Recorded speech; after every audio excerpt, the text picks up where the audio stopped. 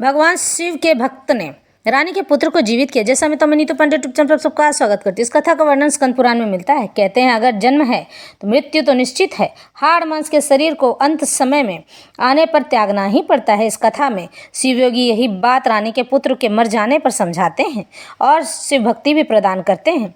तो इस कथा का आरंभ करते हैं। यह कथा स्कंद पुराण से ली गई है।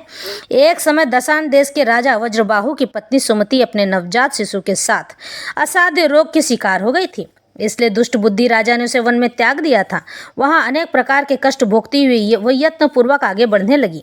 बहुत दूर जाने पर उसने वेश्यों का एक नगर देखा जिसमें बहुत से स्त्री पुरुष निवास करते थे। उस नगर का रक्षक बहुत बड़ा महाजन वैश्य था जो पद्माकर के नाम से प्रसिद्ध था। वह दूसरे कुबेर के समान धनवान था।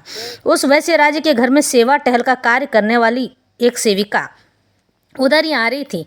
वह दूर से ही राजरानी को देखकर उसके समीप आई। उसने रानी को देखते ही उसका सारा हाल जान लिया। वह पुत्र सहित अत्यंत कष्ट भोग रही थी।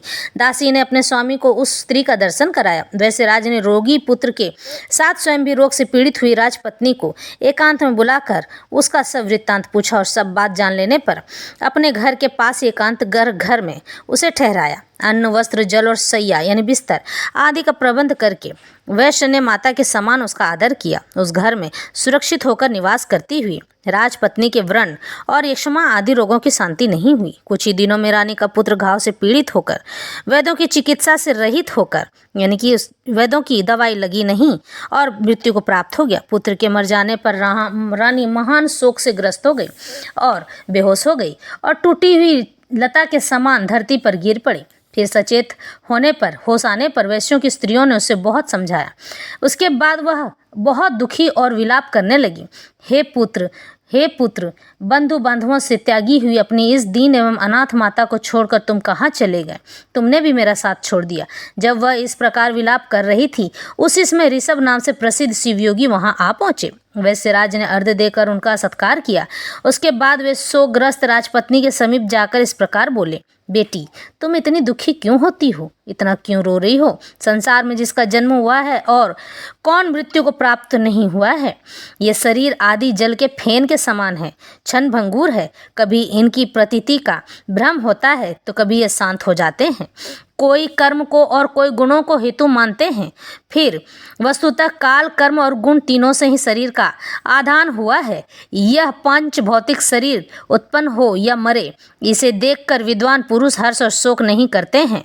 जीव अव्यक्त से उत्पन्न होता और अव्यक्त में ही लीन हो जाता है। जहाँ से जन्मता है वहीं पे समाप्त भी हो जाता है, ऐसा साधु पुरुष कहने लगते हैं।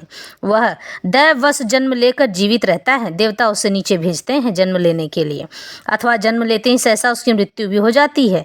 इसका कुछ नहीं किया जा सकता है। कितने ही जीव गर्भ में ही नष्ट हो जाते हैं, कुछ जन्म लेने पर तत्काल ही मर जाते हैं, कुछ जवान होने पर मृत्यु को प्राप्त हो जाते हैं इसके बाद, और कुछ बुढ़ापे में परलोकगामी होते हैं। पहले का कर्म जैसा होता है वैसा ही शरीर जीव को प्राप्त होता है और वह कर्मों के अनुसार ही सुख दुख भोगता है। विधाता के द्वारा ललाट में लिखी हुई आयु, सुख, दुख, विद्या और धन को लिए हुए जीव जन्म लेता रहता है। कर्मों का उल्लंघन करना असंभव है।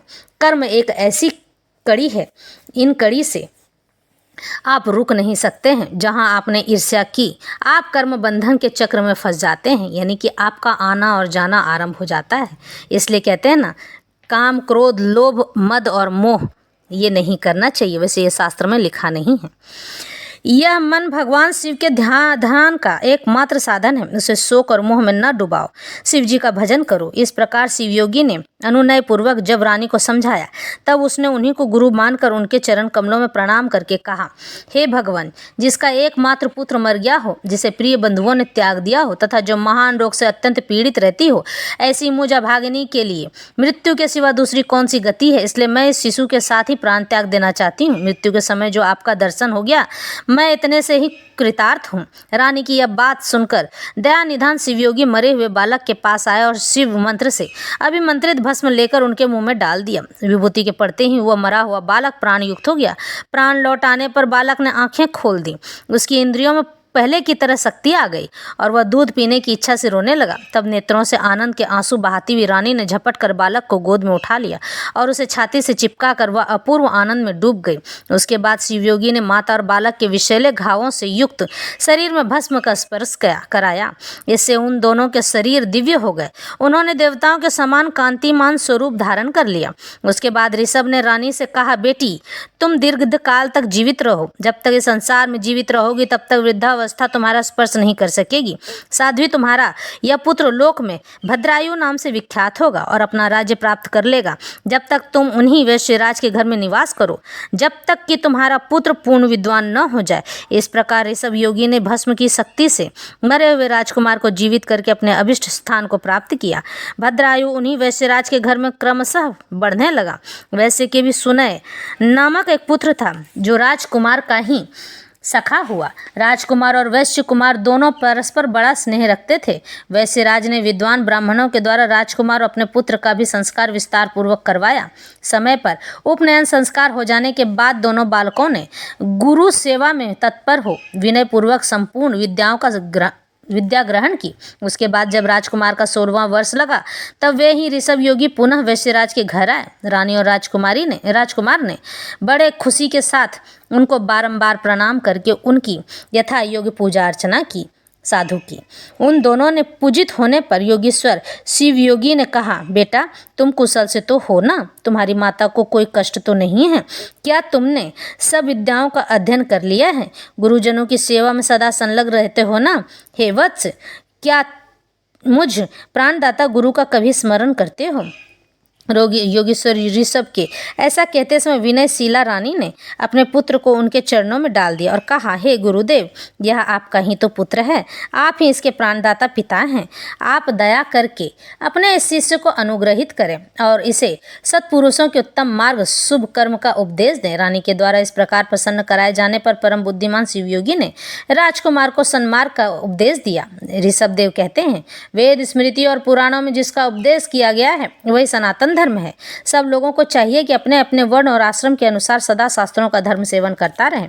हे वत्स, तुम सदा सत्पुरुषों के मार्ग पर चलो, उत्तम आचार का ही पालन करो, देवताओं की आज्ञा का कभी उल्लंघन न करो, देवताओं की अवहेलना भी न करो। गौ देवता गुरु और ब्राह्मणों के प्रति सदा ही भक्ति भाव रखो। अतिथि के रूप में चांडाल भी अपने घर आ जाए तो सदा उसका सत्कार करो। अपने प्राणों पर संकट आ जाए तो भी सत्य का परित्याग न करो। हे महाभाव बाहो, पराये धन की, पराये स्त्री की, देवता तथा ब्राह्मण की वस्तुओं और अत्यंत दुर्लभ पदार्थों का भी तृष्णा त्याग दो। हे महामते, सदा उत्तम कथा, उत्तम आचार, उत्तम व्रत, सत्पुरुषों के आगमन का धर्म आदि के संग्रह की ही अभिलाषा करो। स्नान, जप, होम, स्वाध्याय, प्रीति तर्पण, गौ पूजा, देव पूजा, अतिथि पूजा में कभी भी अपने आप को आलस्य समीप न आने दो।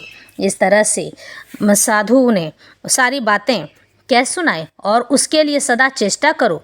अपनी ही पत्नी के प्रति सकाम बनो, अपने शत्रुओं पर ही क्रोध करो।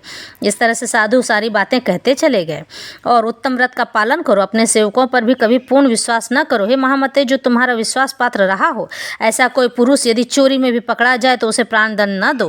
पाप रहित मनुष्यों पर संदेह न करो। सत्य से विचलित न हो। अनाथ, दीन, वृद्ध, स्त्री, बालक और निरपराध मनुष्य की धन से, बुद्धि से, शक्ति से, बल से योग्य शत्रु भी शरण में आ जाए तो उसे न मारो। माता पिता गुरु के कोप से बचो। धन का व्यय, पुत्रों का तथा ब्राह्मणों का अपराध सहन न करो। इस तरह से योगी जी बात समझाते हैं और उसे सारी बात बताते हैं। ब्रह्म मुहूर्त में उठकर भली भांति आचमन करके तुम पहले अपने गुरु जी को प्रणाम करो। उसके बाद उमापति भगवान शिव का ध्यान करके लक्ष्मीपति नारायण, ब्राह्मण, गणेश, स्कंद, कात्यायनी देवी, महालक्ष्मी, सरस्वती, इंद्र आदि लोकपाल तथा पुण्य श्लोक पवित्र यश वाले महर्षियों का चिंतन करते रहो। उसके बाद उदय काल में सदा भगवान सूर्य को प्रणाम करो। गंध, पुष्प, तांबूल, शक और पके फल आदि भक्ष्य, भोज पदार्थ, प्रिय एवं नूतन पदार्थ पहले भगवान शिव को अर्पण करना चाहिए। प्रसाद रूप से उसका उपभोग करो।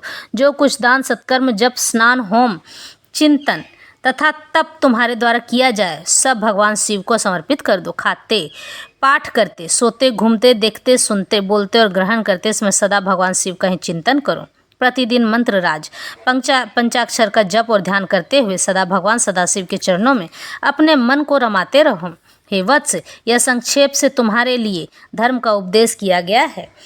तो हमारे जीवन में जो भी घटनाएं घटती हैं आने वाले समय में आपके लिए कुछ न कुछ उदाहरण देकर जाती हैं। कभी भी अपने विपत्ति काल में घबराना नहीं चाहिए और अपने ईश्वर पर हमेशा विश्वास रखना चाहिए।